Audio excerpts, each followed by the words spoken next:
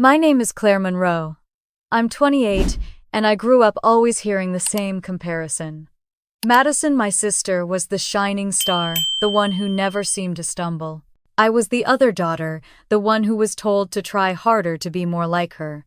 At first I thought I could live with being second best, but as the years went on, the words cut deeper and the silence inside me grew heavier. Until one night, in front of family and neighbors, my mother sneered in a way that made something inside me finally break. What happened at that table changed everything, and once the truth came out, there was no way back. Do you want to know how a single sentence turned an entire Christmas night upside down? Let me take you back to where it began. I was 28 years old when I finally admitted to myself that I had spent most of my life living in someone else's shadow. My name is Claire Monroe, and if you had asked anyone in my family while I was growing up, they would have told you that my sister Madison was the star. I was the other daughter, the one people smiled at politely and then turned back to the real conversation. That shadow stretched over everything from the time I was a little girl coloring with crayons at our kitchen table to the day I walked across the stage at community college to pick up my degree. When I was 8 years old, I remember sitting in the hallway at Ridgewood Elementary while my mom met with my teacher. I could hear every word through the door. Mr. Peterson, my 5th grade teacher, told my mom that I was a sweet girl, but that I lacked the natural drive that Madison had. I sat there swinging my legs, staring at the scuffed linoleum floor, already knowing what was coming. A few minutes later, Mom walked out, her lips pressed tight, and on the car ride home she said, I really needed to try harder, that Madison had already been chosen to represent her class at the spelling bee, and wasn't that wonderful? I nodded, pretending I was fine, but I stared out the window, fighting tears the whole way home.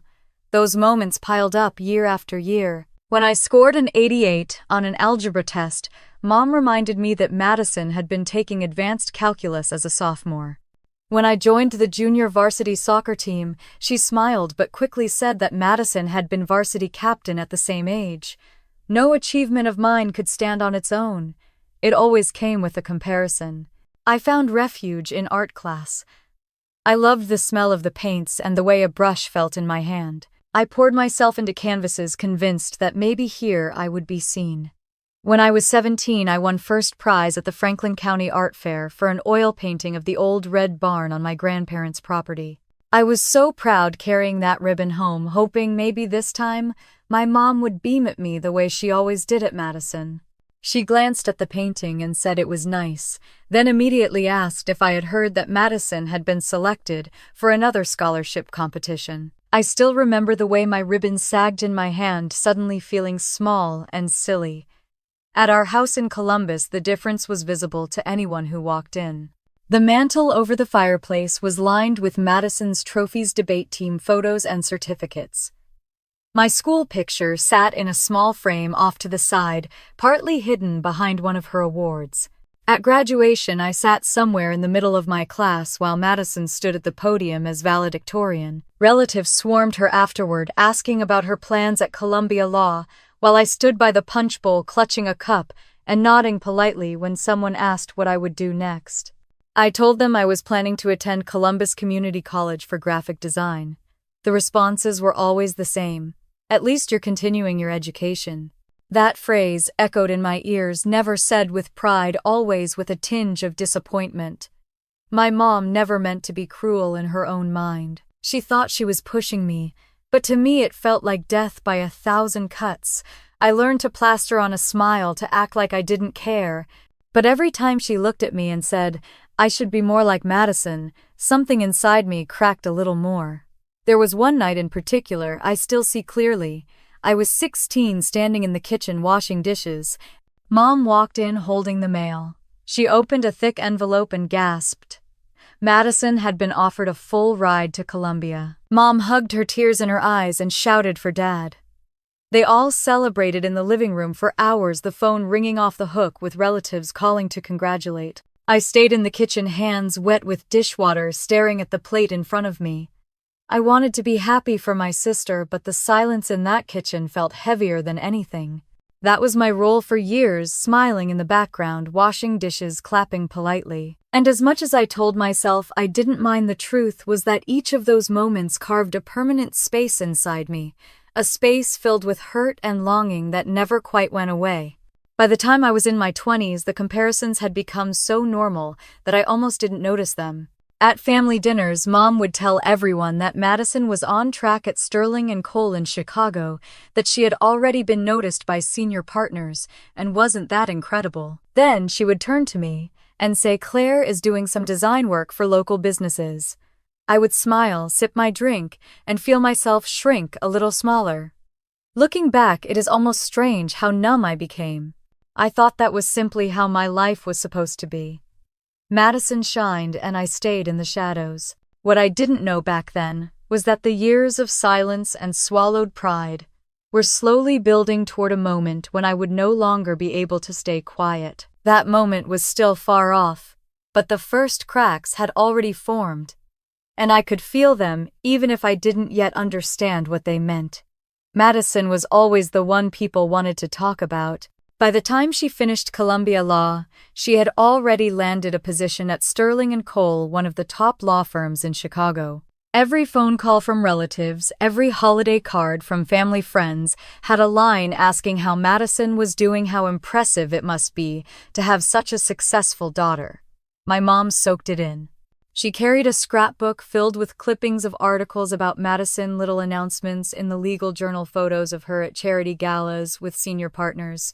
That book never left the coffee table. When I came home after finishing my degree at Columbus Community College, I told Mom I had been hired at a small marketing agency downtown. She smiled politely and said that was nice, then added that Madison's professors had written glowing recommendations and she was already handling case research most graduates would never touch.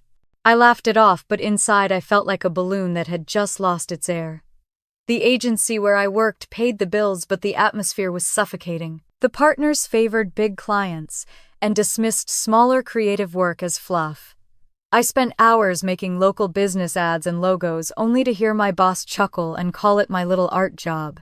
He liked to remind me that the agency only kept me because I was fast with Photoshop and easy to manage.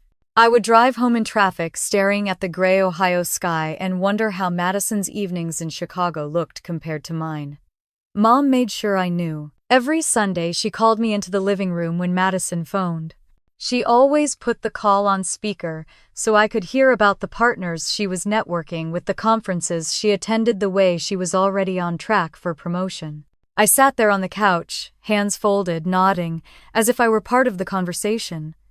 When the call ended, Mom would sigh with pride and then glance at me with a softer smile, asking how my little projects were going. One evening after work, I dropped by the house and found Mom in the kitchen talking to our neighbor, Mrs. Coleman. They were sipping coffee while Madison's picture in her law school graduation gown sat on the counter like a centerpiece. Mrs. Coleman gushed about how amazing it must feel to have such an accomplished daughter. Mom's face lit up, her voice rising with excitement as she talked about Madison's condo in Chicago and her invitations to fundraising dinners. Then Mrs. Coleman asked what I was doing these days. Mom barely looked up as she said Claire is doing some design work for small companies in Columbus. The way she said it made me feel invisible, like I was standing right there but had somehow disappeared from the conversation. I started to realize that if I stayed at that agency I would wither away completely. The comments, the comparisons, the dismissals were constant reminders that no matter what I did, it would never be enough. So I quit. I turned in my badge, cleared my desk, and walked out without a plan except for one. I would work for myself. The first few months of freelancing were brutal. I sat at my kitchen table with a second-hand laptop and stacks of unpaid bills. I reached out to anyone who might need design work, from local diners to church groups. Some weeks I barely made enough to cover rent, but there was a strange freedom in it. Every design was mine, every deadline my responsibility. For the first time, I felt like I was steering my own ship instead of sitting quietly in the back seat of someone else's car. Mom did not see it that way. She called my choice reckless. She told me Madison had stability and respect while I was chasing hobbies. She compared my freelance clients with Madison's corporate cases, reminding me that no small business brochure would ever look as good on a resume as a court victory. I tried to defend myself, but my voice sounded weak even to my own ears. The comparisons reached a peak at Thanksgiving that year. The entire Monroe family gathered at our house. Madison arrived with Daniel Carter, the young doctor she had been dating. They looked like they had stepped out of a magazine. Daniel in his pressed suit, Madison in a sleek navy dress, both smiling like they were already featured in society pages. Relatives crowded around them, asking about Madison's firm and Daniel's residency. I stood near the dessert table, arranging pies, answering polite questions about logos and websites no one really cared about. During dinner, Uncle Henry raised his glass to Madison, saying how proud everyone was to see her making it big in Chicago. Mom beamed, and Dad clapped his hands against the table with a wide grin. When the toast was done, Aunt Margaret leaned toward me and asked if I was still doing little art projects. I nodded my throat tight and said yes. She patted my hand kindly, as if I were a child playing dress-up. That night, as I cleared plates and loaded the dishwasher, I heard laughter coming from the living room. Madison was telling a story about one of her firm's partners, inviting her to a gala at the Art Institute. Everyone hung on her words. I wiped down the counters, the smell of turkey and pumpkin pie still lingering in the air, and felt the familiar ache in my chest. No matter how hard I tried, no matter how much I worked, I was always the footnote in a story where Madison was the headline. It was around that time that I began to feel something shifting inside me. The pride I once had for my sister started to sour into something heavier. I still loved her, but I was tired of being measured against her every second of my life. I was tired of being invisible in my own home. I wanted to be seen, truly seen, not just tolerated. That need grew stronger with every passing family gathering, every Sunday phone call, every dismissive smile. And though I did not yet know it, the day was coming when I would finally step out of the shadows, not just for a moment but for good. Madison had a way of making her life look effortless. When she introduced Daniel Carter to the family, he seemed like the perfect piece in her already polished puzzle. He was 34, a cardiologist in Chicago with a condo downtown and a Tesla parked in his garage. He shook hands, firmly remembered everyone's names, and charmed my aunts and uncles within minutes. Mom practically floated around the room each time he spoke, her smile stretched wider than I had ever seen it. I watched from across the living room as Daniel told stories about his patients and the conferences he had attended. Madison rested her hand lightly on his arm, laughing at just the right moments, glowing in a way that made me feel like I was standing in the wrong movie. My plate of appetizers balanced on my knee felt heavier with each round of laughter that followed him. At one point, Aunt Margaret leaned close to me and whispered how lucky Madison was to have found such a wonderful man, then added that he came from a family of doctors, too. I nodded politely, the familiar sting rising in my chest. No one had ever leaned close to say I was lucky for anyone I had brought home. Years earlier, I had dated Mark Dawson, a photographer who ran a small studio on High Street. He had a way of seeing light and capturing moments that made ordinary people look extraordinary. He believed in me when I said I wanted to start freelancing, even offered to take professional photos of my work for my portfolio. I thought he might be the one. Mom never gave him a chance. From the first dinner, she asked what his long-term plan was and whether he had a retirement account. She told me later in the kitchen that a career in photography was unstable and that Madison's boyfriend at the time, a med student, was proof of what real security looked like. Her words clung to me like burrs.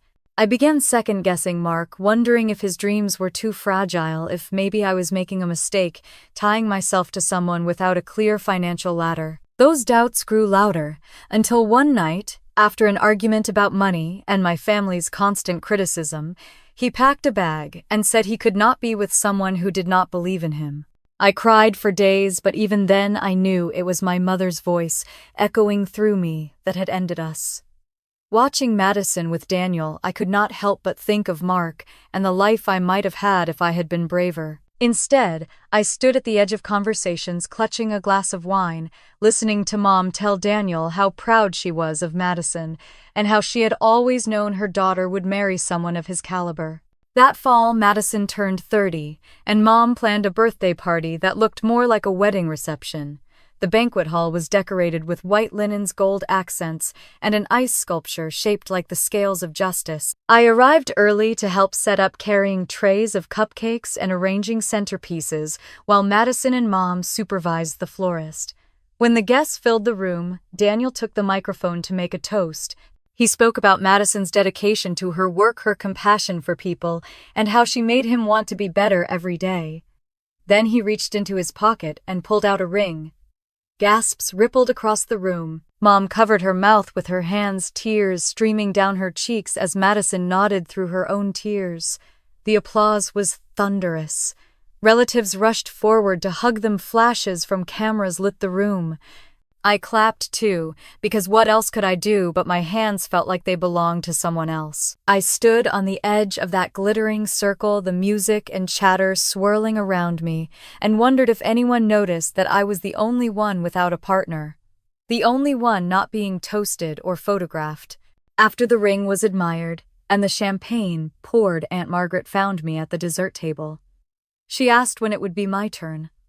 I laughed softly and said I was focused on my business. She patted my arm and said that was nice, but reminded me not to wait too long, that good men did not stay single forever.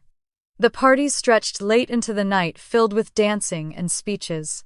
I slipped out quietly to the parking lot, the cold autumn air hitting my face as I breathed deeply, trying to shake off the weight in my chest. Across the lot, I could see Madison and Daniel surrounded by friends, their laughter floating into the night. Driving home, the headlights of passing cars blurred with the tears in my eyes. I thought about Mark, about the way he had once told me that love was about believing in each other when no one else did. I had not believed in him, not enough, and now he was gone. And here was Madison with Daniel, the kind of man my mother had always dreamed her daughters would marry, except it was only ever meant for one of us. I pulled into my apartment complex, turned off the engine, and sat in the silence. My hands gripped the steering wheel long after the car cooled. I told myself I should be happy for my sister, and in some ways I was. But beneath that, a quiet anger smoldered. I was tired of being measured against a standard I never asked, tired of being told that my choices, my love, my work, were less than hers. That anger settled deep, waiting for the day when it would finally find a voice. It was early July when the phone rang, and my mother's voice broke through the static, frantic and unsteady. She told me Dad had collapsed at work, and an ambulance was rushing him to Mount Carmel Hospital. I grabbed my keys without even putting on shoes and drove across town, my heart pounding so loud I could barely hear the traffic around me.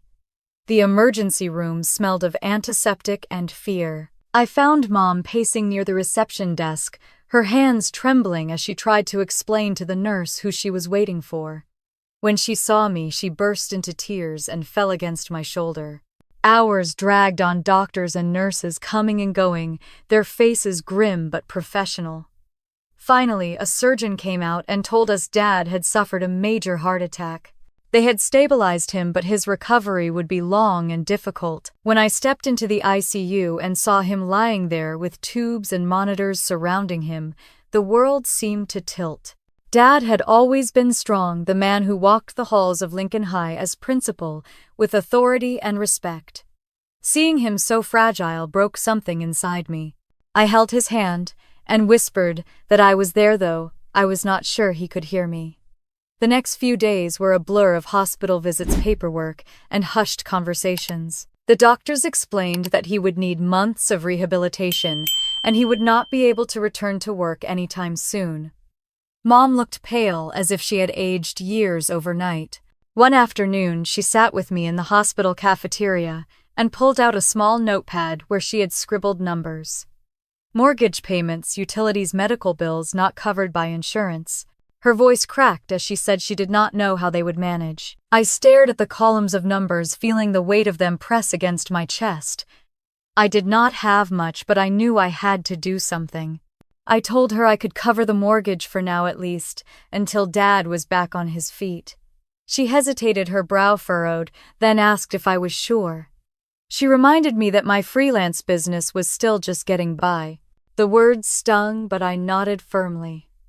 I could not stand by while the house I grew up in was at risk. That night I opened my laptop and started reaching out to every contact I had. I said yes to every project, no matter how small or exhausting. I designed logos for bakeries' menus, for diners' websites, for churches. My days stretched into 12 and 14 hours of non-stop work. Coffee replaced meals, and my apartment floor was littered with empty takeout containers. Still, the payments went through. I drove to the bank and handed over checks that drained nearly all of my savings. One evening, as I handed Mom an envelope with the mortgage payment tucked inside, she sighed and said she hoped I knew what I was doing. Then she added that Madison was tied up with a big case in Chicago, and it would be unfair to bother her. My jaw tightened, but I said nothing. Visiting Dad became both heartbreaking and motivating. He tried to smile each time I walked in, though the effort tired him. One afternoon, he squeezed my hand and whispered that he hated being a burden. I told him he was not, that family took care of each other. My throat burned as I said it, knowing how often I had been told I was less than in this very family. Still, I meant every word. Meanwhile, Mom spoke endlessly about Madison. How Madison had sent flowers for Dad's room, how Madison called every evening with advice about doctors, how Madison was balancing so much, but still thought of them. I listened, biting my tongue, while knowing that the bills on the counter were paid with money I earned, not with bouquets or phone calls. One Sunday, I stopped by the house and saw a pile of letters from the bank stacked on the dining room table. Mom had not even opened them. I tore one open and saw the overdue notice. My chest tightened with panic. I drove straight to the branch the next morning, sat with a loan officer, and arranged to bring the account current. My hand shook as I signed the papers committing nearly all of my emergency fund. Walking back to my car, I felt both proud and hollow. When I gave Mom the receipt later that week, she thanked me distractedly, already talking about Madison's upcoming trip with Daniel. My stomach turned, but I forced a smile. It was not the first time my sacrifices had gone unnoticed, and I doubted it would be the last. Still, there was a quiet fire building inside me. Every check I wrote, every late night spent, hunched over my laptop, every tired morning driving to the hospital, reminded me that I was not weak. I was holding this family together even if no one wanted to admit it. One evening, I sat by Dad's bedside watching the monitors beep steadily.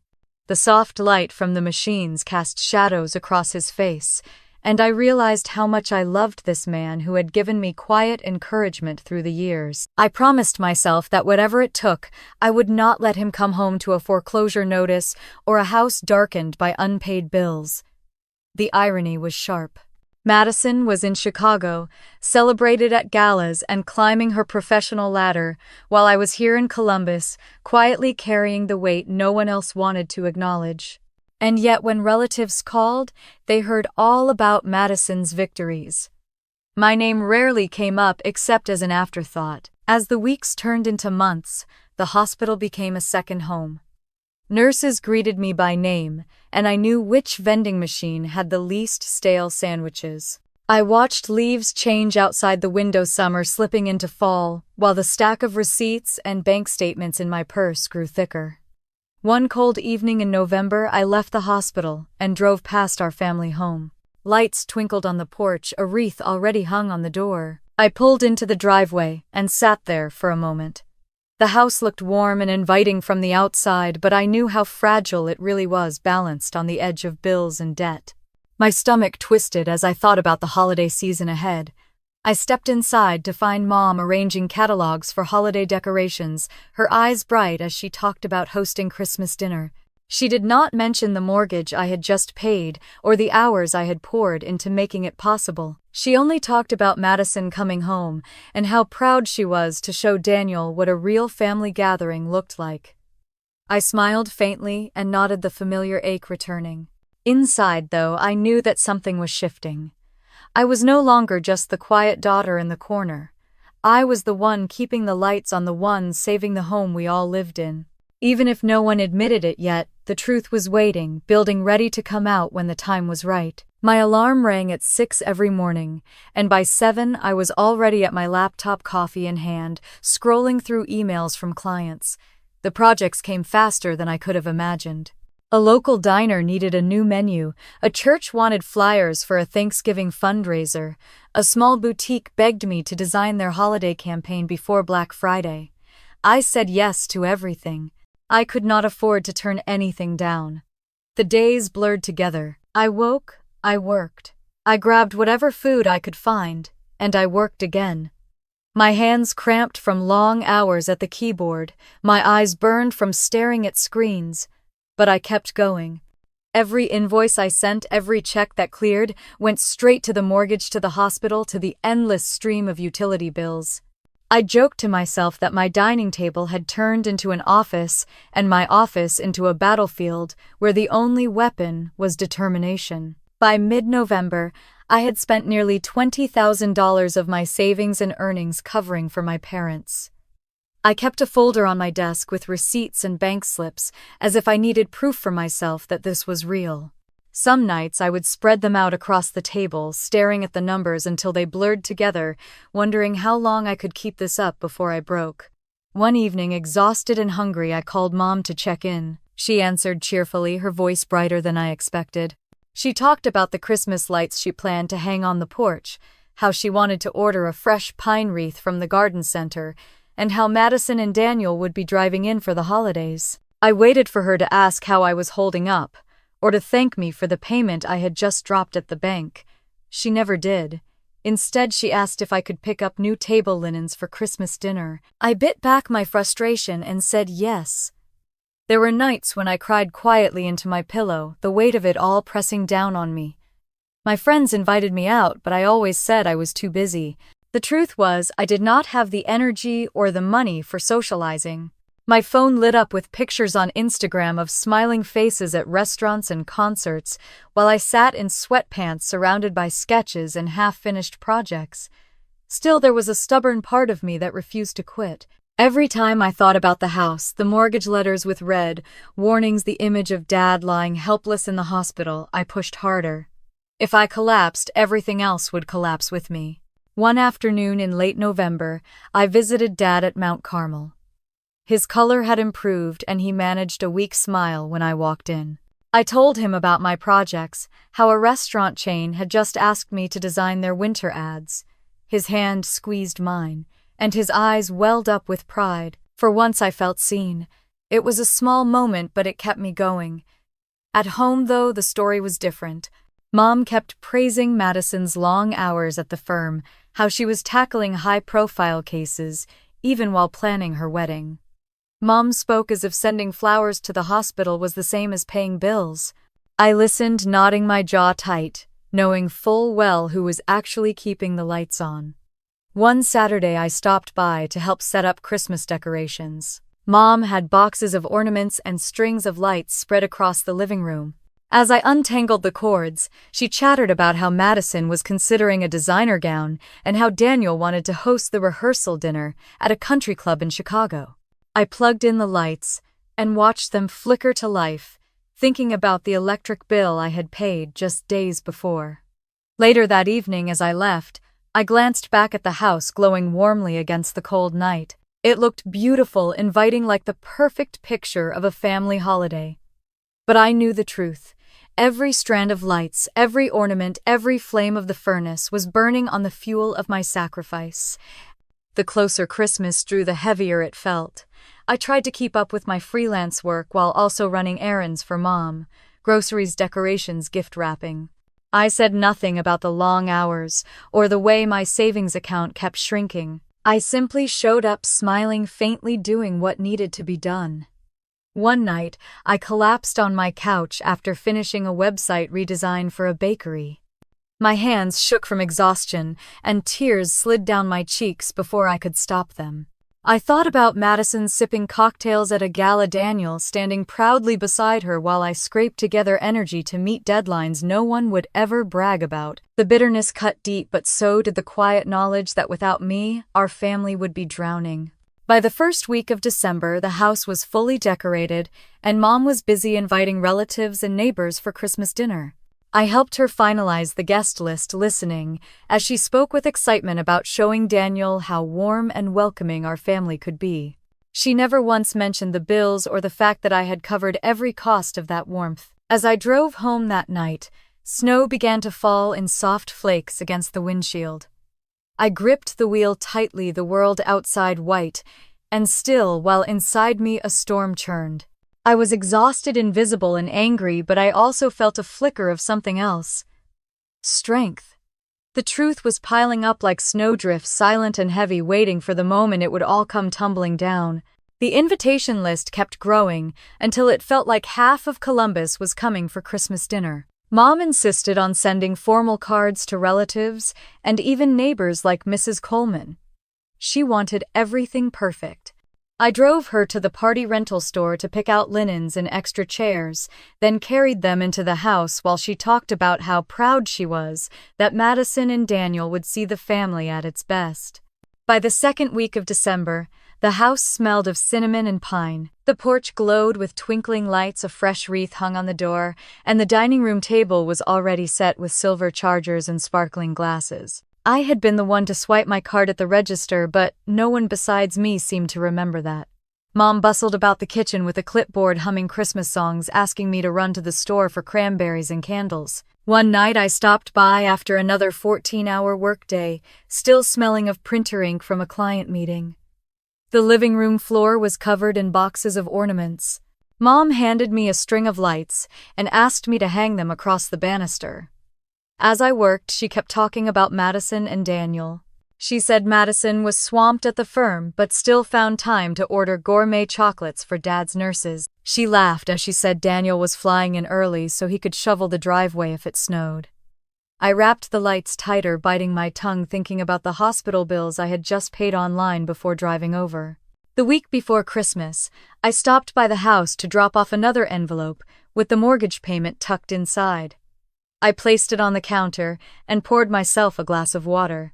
Mom barely glanced at it before asking if I had picked up the white tablecloths she ordered. I answered yes, swallowing hard. She smiled faintly and went back to chopping onions. Dad was finally home from the hospital, moving slowly with a walker, but smiling more than he had in months. He thanked me every time I came by, his eyes soft and full of something Mom never showed. When I asked if he needed anything, he whispered that having me there was enough. I held on to those words like they were gold. The Saturday before Christmas, I drove them both to church for the annual holiday service. Everyone hugged Madison when she arrived, dressed in a deep green coat with Daniel at her side. People swarmed around them, asking about Chicago, the law firm, the upcoming wedding.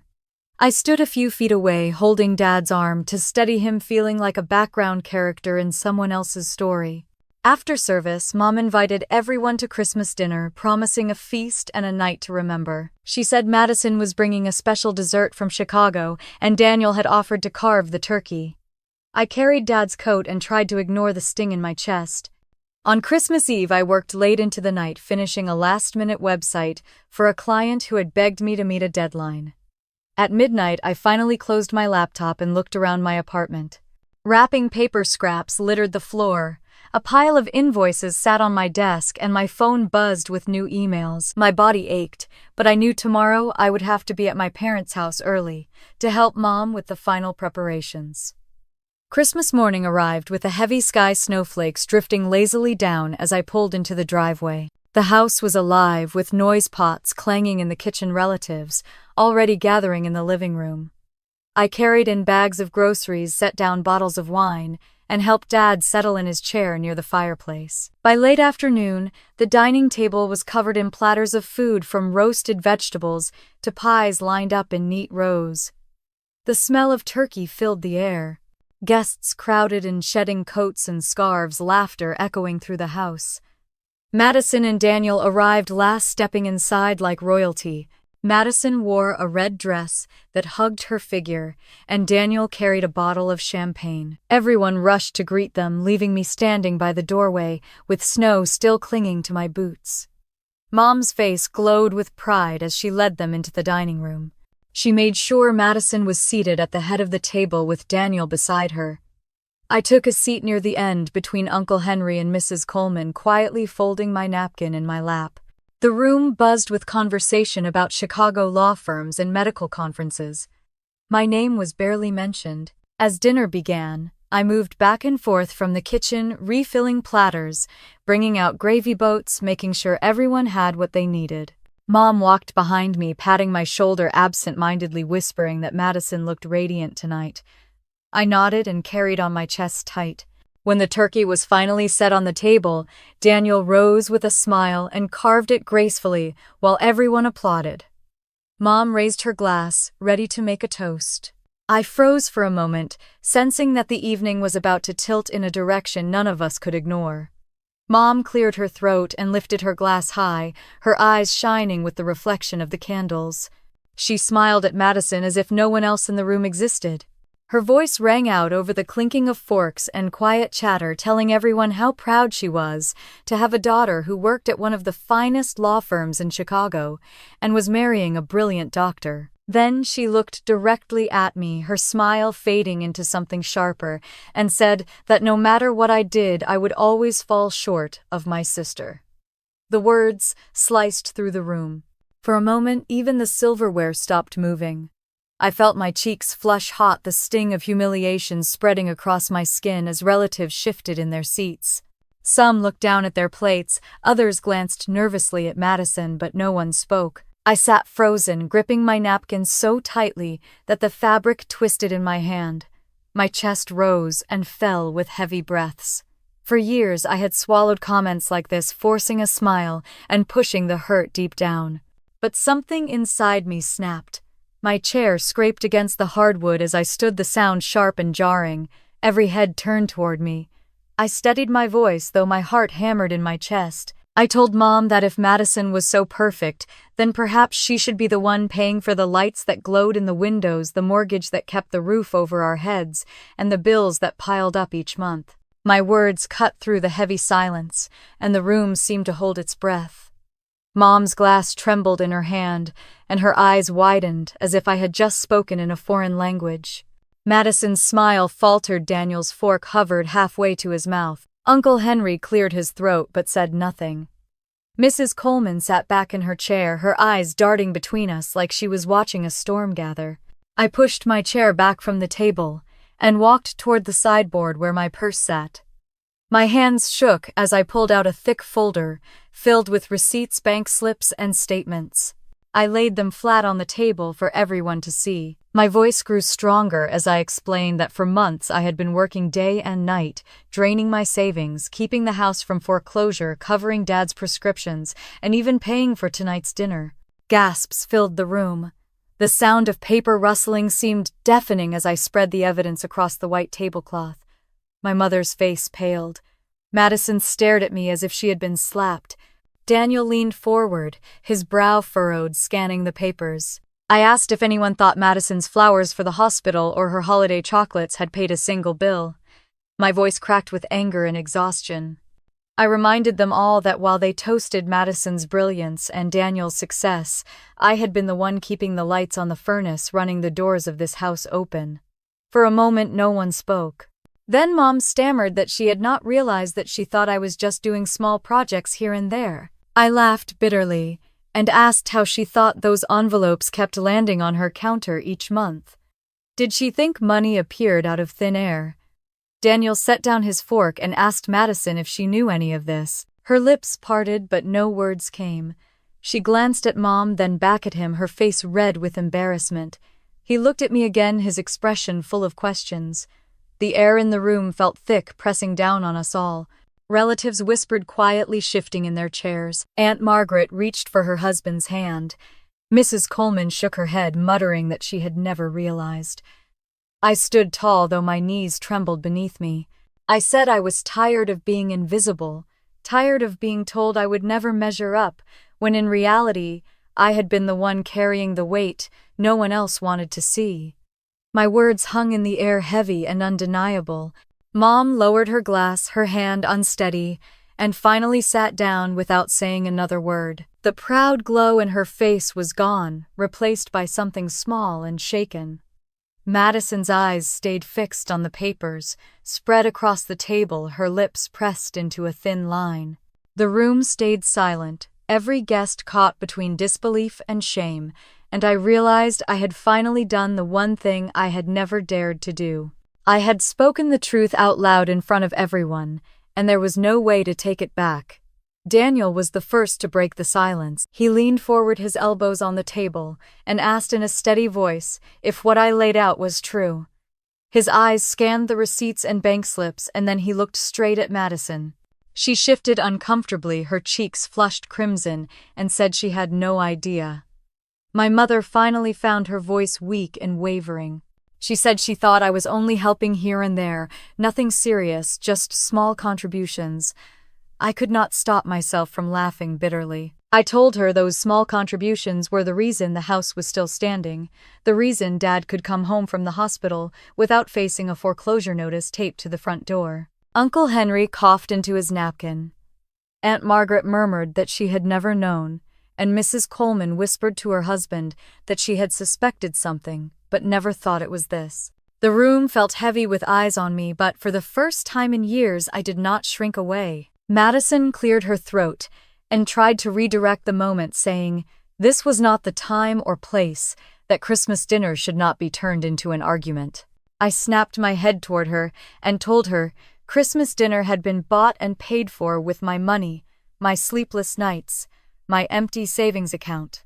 I told her that if she wanted a celebration, she should at least acknowledge who had made it possible.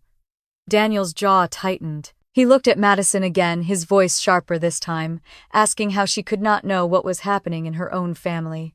Madison's lips trembled. She started to say she had been busy, that her work consumed her, that she assumed everything at home was fine. That word "fine" set me off. I asked her if she thought bills paid themselves, if she thought the mortgage company sent holiday greetings instead of late notices, if she believed flowers delivered to a hospital room kept the lights on. My voice shook with years of anger, but it was steady enough for everyone in that room to hear clearly. Mom tried to interrupt, telling me to lower my voice, but I ignored her. I pulled out the statement for Dad's prescriptions, the deposit slip for the mortgage, the receipt for the catering service, and laid them one by one on the table like cards in a game no one could win. Each paper landed with a soft thud, but together they felt like hammer blows. Madison sat back in her chair, her eyes glistening, unable to look at me. Daniel rubbed his temple, muttering that this was unbelievable. Relatives shifted in their seats, the air thick with discomfort. Dad's voice, weak but steady, cut through the tension. He told everyone that I had been there every day, that I had carried the weight when he could not, that without me they might have lost the house already. He looked at me with pride, his hand trembling as he lifted his glass in my direction. That small gesture sent a lump into my throat, so strong I could barely swallow. My mother covered her face with her hands. For the first time, she looked small, stripped of the pride she always wrapped around herself when speaking of Madison. She whispered that she had been wrong, but her words were drowned by the murmurs of relatives who were already digesting the truth. Mrs. Coleman spoke up from the far end of the table.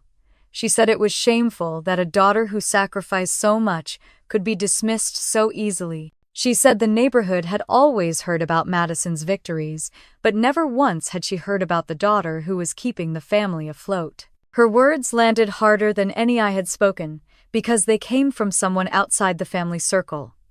Madison finally rose from her seat, her chair scraping against the floor. She said she needed some air, and walked out into the hallway, Daniel following close behind.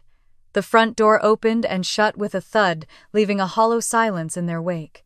I stayed standing, my hands pressed against the table, my chest heaving with the force of everything I had held back for so long. The candles flickered, the smell of roasted turkey hung in the air, but the warmth of the evening was gone. Instead, the truth had settled into every corner of that dining room, impossible to ignore. My mother sat rigidly in her chair, tears streaking down her cheeks. Relatives avoided her gaze, focusing instead on the papers spread across the table. Dad reached for my hand and gave it a squeeze, his eyes soft with pride and sorrow. I knew nothing would be the same after this night. The words could not be unsaid, the proof could not be unseen. The dinner that was meant to honor one daughter had instead revealed the silent strength of another. I slowly gathered the receipts and slipped them back into my folder. My hands were steadier than I expected. When I looked around the table, I saw not pity but respect in the eyes of some, discomfort in the eyes of others, and shame in the eyes of the woman who had raised me. Without saying another word, I lowered myself back into my chair. The chatter did not return. Forks scraped plates half-heartedly, glasses were lifted without toasts, and the glow of Christmas dinner had dimmed to a heavy quiet. The truth had finally been spoken, and though it had shattered the evening, I felt strangely lighter than I had in years. Daniel's voice carried from the hallway before the front door even clicked shut. He was demanding answers from Madison, his words sharp and quick. Everyone at the table heard the muffled argument, though no one moved to interrupt. My mother sat frozen, her eyes locked on her wine glass, as if the bottom of it might hold an escape. A minute later, the door opened again, and Daniel stepped back into the dining room. His expression was tight, the charm he had carried all evening stripped away. He asked Madison directly in front of everyone if she truly had no idea what was happening at home. Madison's hands shook as she tried to answer. She said she was buried in work, that she trusted Mom to tell her. If anything was wrong, that she never imagined I would be the one paying everything. I told her that ignorance was not the same as innocence. She had been too busy shining to notice when the people around her were drowning. My words made her flinch. Daniel shook his head, clearly disgusted. He looked at me then, almost apologetically, and said he admired my strength. That single line made Madison's cheeks flush even deeper. She shot me a glare that mixed shame with anger, as if my truth had betrayed her more than her silence had betrayed me. The relatives began whispering again, their eyes darting between the three of us. Uncle Henry asked quietly if it was really true, if I had covered the mortgage and hospital bills. I pushed the folder of receipts toward him and told him to look for himself. He picked up a page, read it, and nodded slowly, his lips pressed tight. Aunt Margaret murmured to her neighbor that it was shameful, a daughter being treated like a servant while carrying the family on her back. Mom finally tried to regain control of the room. She said in a trembling voice that families should not air dirty laundry in front of guests. I snapped back that it was not dirty laundry when the truth was clean and undeniable. The silence that followed was heavier than the snow outside. Madison rose from her chair, her hands clenched into fists. She accused me of humiliating her in front of Daniel, in front of everyone. She said I could have talked to her privately, that I had chosen this moment to ruin her night. I felt my own temper rise, but I kept my voice even. I told her it was never about her night. It was about years of mine. Daniel stood then, straightening his jacket, his expression cold. He said he needed some air, and walked out again, this time alone. Madison looked stricken, caught between following him and staying to defend herself. She chose silence, sinking back into her chair with her eyes downcast. I sat back down too, but I did not lower my gaze. For the first time, I looked across that table at every face staring back at me, and I did not feel small. I felt steady. The meal limped along after that, but no one tasted much. Plates were pushed aside, half-full glasses refilled without cheer. The only sound was the occasional scrape of silverware against porcelain. Dad's hand found mine under the table and squeezed a silent message that he was proud of me. That was the only warmth I felt in that room. When the evening finally ended, guests left quickly, muttering their goodbyes. Some hugged me tightly, whispering that I was brave, while others avoided my eyes. Madison slipped out quietly without saying another word, her coat draped over her shoulders like a shield. I helped Dad back to his recliner before I left. He whispered that the truth had needed to be spoken, even if it hurt. Mom lingered in the kitchen, stacking plates with jerky movements, her face pale. I could feel her shame pressing against me, but she still could not bring herself to say thank you. The cold air outside felt cleaner than anything in that house. I walked to my car, my boots crunching against the snow, my breath clouding the night. For once, I did not feel like the forgotten daughter driving away unnoticed. The silence in my chest had been replaced by something fierce and unshakable. I started the engine, the headlights, casting long beams across the empty street, and I realized that Christmas would never be the same again. The next morning I woke up with a heaviness that clung to me like damp air. My phone buzzed nonstop with messages from cousins and neighbors. Some told me I was brave, others said they wished I had kept things private, but no one denied the truth of what I had laid out. I scrolled through the texts in silence, setting the phone down when the weight of their opinions became too much. By noon, I drove over to my parents' house to check on Dad. The driveway was already cleared, though I knew it was not Daniel who had done it. The front door creaked open, and Mom appeared, her face pale, eyes puffy from lack of sleep. She stepped aside without a word, and I walked in. The house smelled faintly of leftover turkey and pine, but the festive glow was gone. Dad sat in his recliner, wrapped in a blanket. He smiled when he saw me, his voice raspy, but warm, as he asked if I was holding up. I nodded, pretending to be steady, though my hands shook as I set a grocery bag on the counter. Mom busied herself with dishes, not once meeting my eyes. The silence stretched until Dad finally said that what happened the night before was long overdue. His words hung in the air, sharp against the clinking of dishes. Mom froze, then turned slowly, her lips pressed tight. She whispered that I had humiliated her in front of family and neighbors. I told her I had not humiliated her. She had done that herself by ignoring what was right in front of her. Her shoulders sagged, but she did not reply. Instead, she walked back into the kitchen and left me with Dad. He reached for my hand and squeezed it. He told me he was proud that sometimes the truth had to come out, even if it broke people open. His words steadied me more than he knew. Later that afternoon, as I was leaving, Madison pulled into the driveway. She stepped out of her car, her coat wrapped tight around her, her eyes red. For a moment, she just stood there, unsure whether to walk past me or stop. I opened my car door, but she called my name. Her voice was thin, brittle. She asked if we could talk. We stood by the edge of the driveway, snow crunching under our boots. She admitted she was blindsided by what I revealed, that she never realized how much I had been doing. She said Mom never told her anything, and that she assumed Dad's insurance covered most of it. I told her assumptions were a luxury she could afford because someone else was paying the price. Her face crumpled, but she did not argue. Daniel's car pulled up behind hers. He got out slowly, his expression unreadable. He greeted me politely, then turned to Madison, asking if she had told me yet. She shook her head. He sighed and said he was struggling with what he had learned, that he needed to know if he was marrying someone who could ignore her own family's suffering. Madison burst into tears, insisting she had not known that she had been drowning in work and wedding plans. I stood quietly, the icy air burning my cheeks while their conversation spilled into the driveway. For the first time, Madison was not the one being admired or praised. She was the one defending herself, scrambling to explain away the silence. When I finally got into my car, Daniel stopped me. He said he respected me for stepping up, for doing what no one else did. He said families reveal themselves in crisis, and I had shown who I really was. I thanked him, though the words felt heavy because they carried both validation and pity. Driving home, I realized the cracks in Madison's perfect image were widening, not because of me alone, but because the truth had finally caught up to her. I had not set out to destroy her, only to free myself, but now the consequences were rippling through every part of our family. That evening, my phone rang again. This time it was Aunt Margaret. She said she wanted me to know that the family saw me differently now, that they finally understood what I had carried. Her words were kind, but they also left me feeling hollow.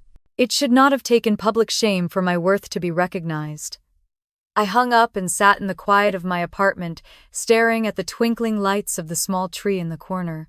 The decorations looked cheerful, but I felt nothing. The house I had saved, the parents I had carried, the sister who had always been lifted above me, all of it had shifted in one night. I leaned back on the couch, closed my eyes, and let the silence settle. For the first time in years, I was not just the overlooked daughter.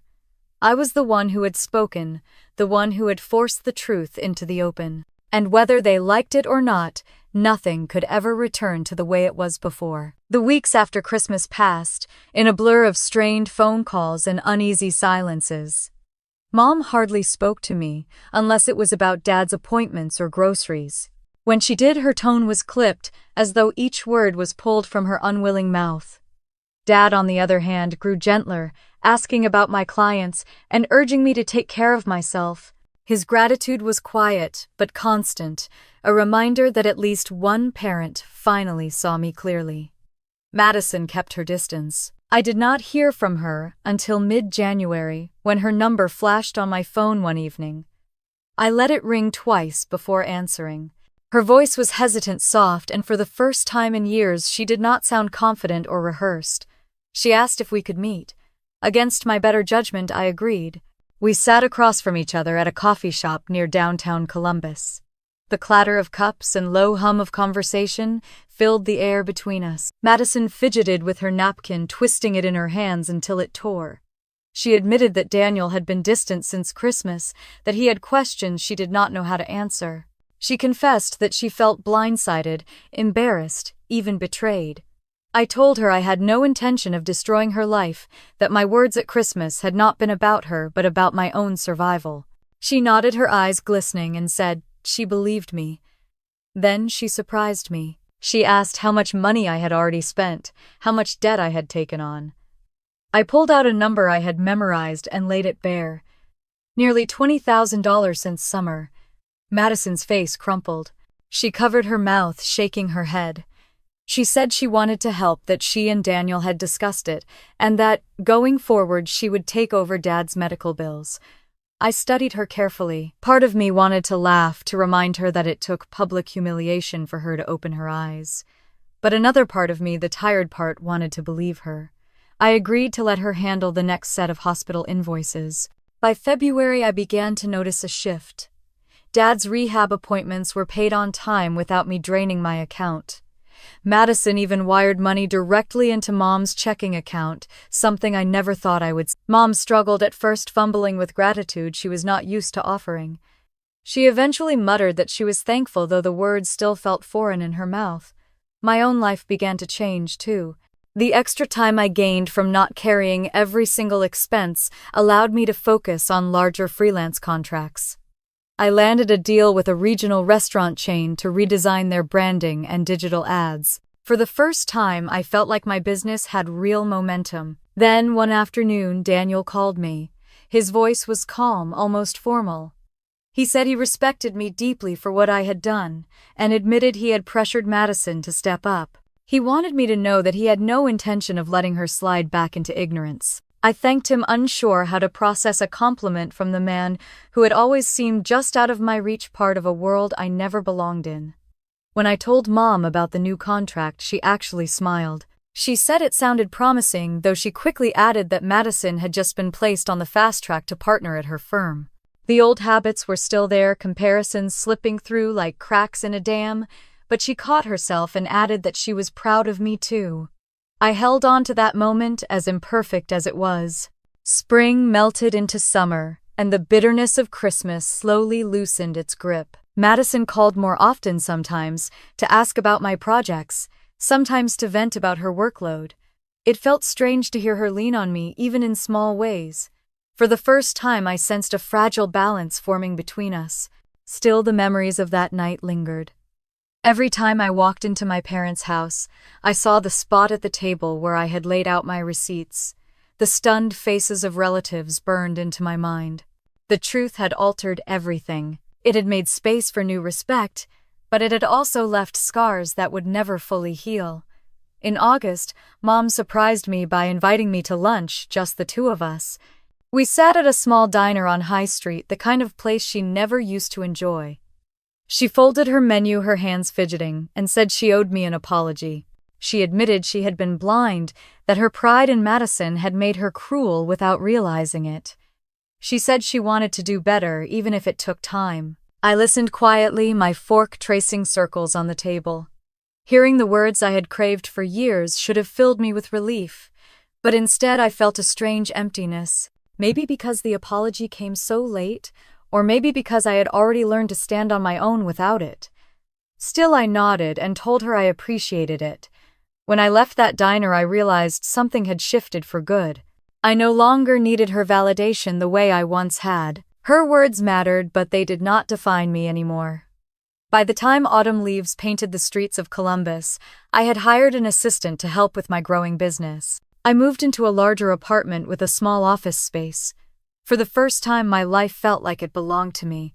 Yet even with progress all around me, the memory of Christmas hovered like a shadow, a reminder that truth once spoken never disappears. It lingers, reshaping everything in its path, leaving some things stronger and others broken beyond repair. The first snow of December came early, covering Columbus in a quiet blanket that seemed to soften the world outside my window. I sat at my desk, sipping lukewarm coffee, watching the flakes drift down in slow spirals. It had been nearly a year since the Christmas dinner that tore everything open, and though life had moved forward, the memory was stitched into me like a scar that would never fade. Mom called me that morning. Her voice was steadier than I expected, gentle in a way that caught me off guard. She asked if I would come over to help plan this year's dinner. For a moment I hesitated, memories of standing in front of that crowded table flashing like lightning in my mind. But she kept talking, telling me she wanted something smaller, more intimate, without the showmanship of years past. She said she wanted to spend Christmas with her family, not an audience. That one sentence told me things had shifted more than I realized. When I arrived a week later to help her decorate the house, felt different. The same wreath hung on the door, the same twinkle lights glowed on the porch, but the air inside lacked the old tension. Mom handed me a box of ornaments and asked if I remembered which ones were Dad's favorite. It was such a simple question, but it felt like a truce offering. We hung them together quietly, without the unspoken comparisons that used to hang heavier than the garlands. Dad was stronger now, walking without the walker, though he tired easily. He grinned when he saw me, hugging me longer than usual. He said the house looked brighter with me in it, a comment that made my throat tighten. I caught Mom watching us, her eyes soft in a way I rarely saw before. Madison called that evening while I was still there. I heard her voice through the speaker as she asked what dishes I planned to make this year. Mom laughed and told her we were keeping things simple, then handed me the phone. For a moment I didn't know what to say. Madison filled the silence by telling me she had been thinking about last year too, and she wanted this Christmas to be about healing, not performance. I told her I could live with that. On Christmas Eve, I drove to my parents' house again, a tray of casseroles on the seat beside me. Snow fell in gentle flurries, glittering under the streetlights. When I walked in, the house smelled of roasted turkey, cinnamon, and pine. The table was set, but this time without the crystal goblets or gold chargers. Simple plates, candles, and a red tablecloth set the scene. There were no neighbors, no extended cousins, just the immediate family. Madison and Daniel arrived shortly after. He carried in a pie, and she brought a stack of gifts wrapped neatly in silver paper. She hugged me at the door, her grip tighter than I expected. Daniel greeted me warmly, asking about my design business, and for once, it didn't feel like small talk. Dinner was quieter, almost cautious at first. We passed dishes around, complimented the food, and talked about the snowstorm coming in from the west. But as the evening stretched, laughter began to bubble up again. Dad told stories about his years as principal, stories that made us roll our eyes and chuckle. Even Mom joined in, teasing him gently. After dessert, Mom set her fork down and folded her hands. The room quieted instinctively, as if we all sensed something was coming. She looked at me first, then at Madison, her eyes shining in the candlelight. She said she wanted to apologize again, not just to me, but to the family as a whole. She admitted that she had spent years blinded by pride, lifting one daughter so high that she failed to see the strength of the other. Her voice wavered, but she didn't stop. She said she couldn't undo the years she had spent comparing us, but she could choose to see us clearly now. The silence that followed was heavy, but not crushing. My eyes burned, and Madison reached across the table to take my hand.